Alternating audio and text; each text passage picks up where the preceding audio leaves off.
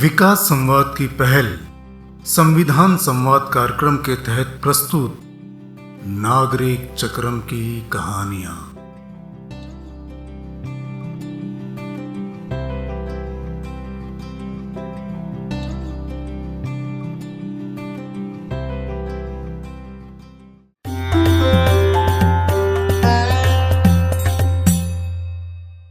शहर बहुत बड़ा होता जा रहा है।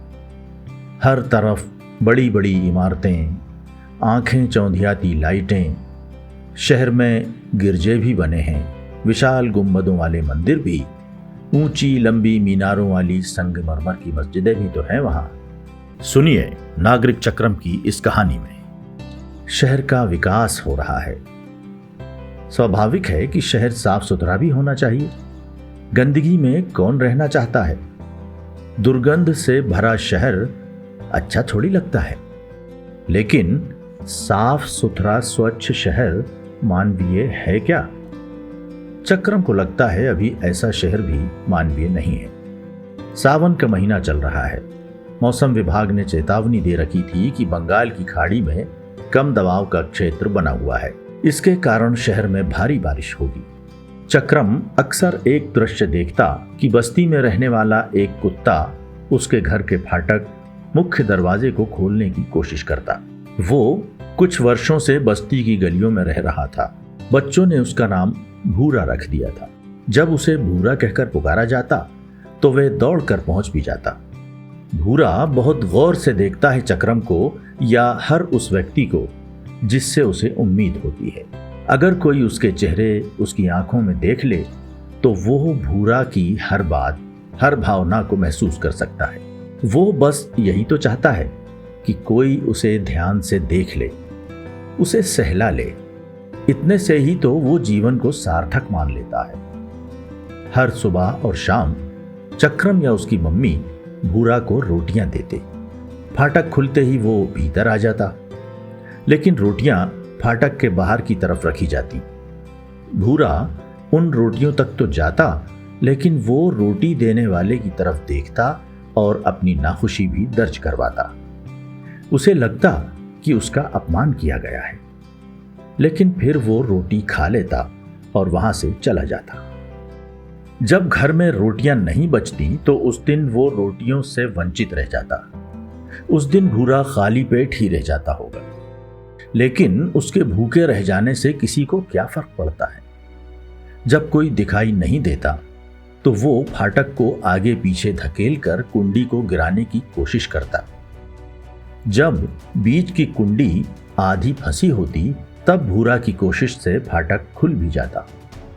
जब बरामदे में कोई नहीं आता तब वो भीतर के दरवाजे की जाली पर अपने नाखून से खुरचे जाने का संगीत पैदा करता।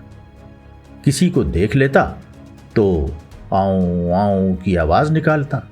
कुत्ते केवल भौंकते नहीं हैं, वो इतने भरोसे के साथ आता जैसे कोई उसे रोकेगा नहीं। और जब कोई उसे बाहर जाने का निर्देश देता तो वो लड़े आने लगता। उसे वाकई डंडा दिखाओ तो वो ढीठ बनने का अभिनय करता। वो बस पानी से डरता और पानी फेंकने का डर दिखाने पर ही बाहर निकलता। एक दिन भीतर की जाली के दरवाजे से चक्रम मूसलाधार बारिश और भूरा की कोशिश को देख रहा था। भूरा अपने एक अगले पैर से फाटक को ऐसे खींचता जिससे अटकी हुई कुंडी निकल आए। एक कोशिश के बाद वो कुंडी की तरफ देखता, फिर भीतर के दरवाजे की तरफ कि क्या चक्रम उसे देख रहा है।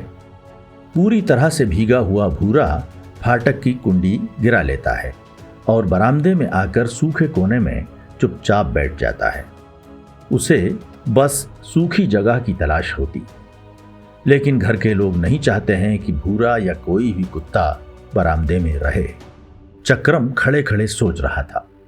जब गर्मियों में लू चल रही होती तब भी भूरा बेचैनी से इधर उधर भटकता। वो पानी की तलाश कर रहा होता। चक्रम देख रहा था कि उसके स्कूल में नया निर्माण का काम हो रहा है। हर जगह सफाई रहने लगी है। अच्छा लगता है। चक्रम ने खुद को एक दिन एक चिट्ठी लिखी। उस चिट्ठी में उसने इंसान के दायरे को विस्तार दिया था। मैत्री केवल इंसान के सुख दुख तक ही सीमित नहीं हो सकती। जब मैत्री आती है तब अपने साथ एक ऐसी नज़र लाती है जो इंसानों के अलावा भी बहुत कुछ देखती है। मैत्री केवल इंसान के दुख दर्द और आनंद को ही महसूस नहीं कराती है। मैत्री इंसान को हर जीव, नदी, हवा, पेड़, फूल, तितलियों और मिट्टी को भी महसूस करना सिखा देती है। चक्रम दया और करुणा से बढ़कर मैत्री तक पहुंच गया था। तभी उसने यह चिट्ठी लिखी। प्रिय चक्रम, ये जो तुम देख रहे हो उसके गहरे अर्थ हैं।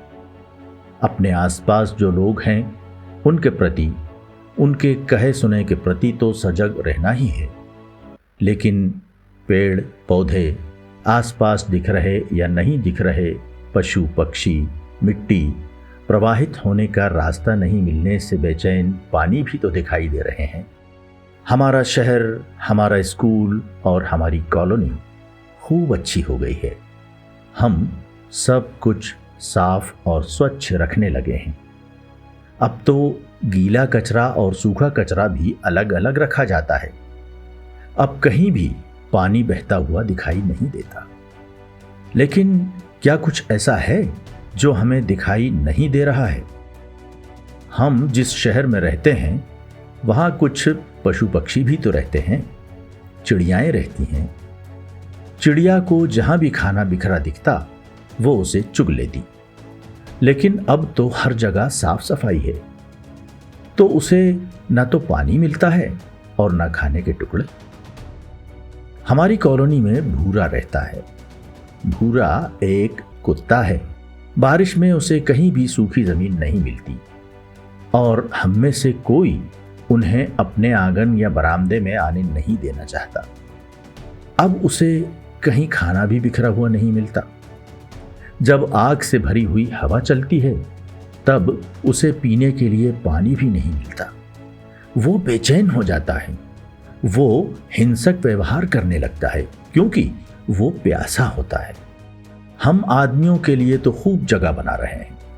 क्या चिड़ियों, गायों और कुत्तों के लिए कभी कुछ सोचते हैं? मैंने देखा था, गर्मी के दिनों में धूप से बचने के लिए एक छोटा सा कुत्ता कार के नीचे बैठा था और गाड़ी के चलने के कारण दब गया। खूब तपती धूप से बचने के लिए उन्हें कहीं छांव मिलती ही नहीं है। ये पशु पक्षी तो जंगल में नहीं रह सकते। जब हमारे घर और शहर इतने चमकदार हो रहे हैं तो फिर जीव जंतु बेचैन क्यों हो रहे हैं? हमें इतना एहसास क्यों नहीं हुआ कि ये पानी कहाँ से पीते होंगे, खाना पाते हैं या नहीं, भूख कितनी पीड़ा देती होगी। जब आदमी भरपेट खाना खाता है, अपने सुख के लिए तापमान खुद तय कर सकता है, तब उस इंसान को देखकर मुंडेर पर बैठी चिड़ियाँ, गली में घूमता कुत्ता या गैलरी में बैठे कबूतर और फाख्ता क्या सोचते होंगे? उनके नज़रिए कोई मायने रखते हैं या नहीं? मुझे सबसे, अपने दोस्तों, घर के लोगों, साथियों, शिक्षकों और शहर के दूसरे लोगों से कहना है कि क्या हम अपना समय साझा कर सकते हैं? क्या हम पेड़ों, पशु पक्षियों और मिट्टी को अपना कुछ वक्त दे सकते हैं? कुछ पल उनकी तरफ प्यार से देख सकते हैं? क्या इन्हें इनकी जगह और इनका भोजन दे सकते हैं? ऐसा क्यों करना? इसलिए कि उनकी जगह और संसाधन आदमियों ने ले लिए हैं। मुझे तो इंसान होना और इंसान होने के लिए सबको महसूस करना ज़रूरी है। अपने इस एहसास को हमेशा बचाकर रखना चाहता हूँ कि कुदरत सबसे बड़ा शरीर है और मैं उस शरीर का एक हिस्सा हूँ। मैं अकेला नहीं हूँ। तुम्हारा अपना चक्रम।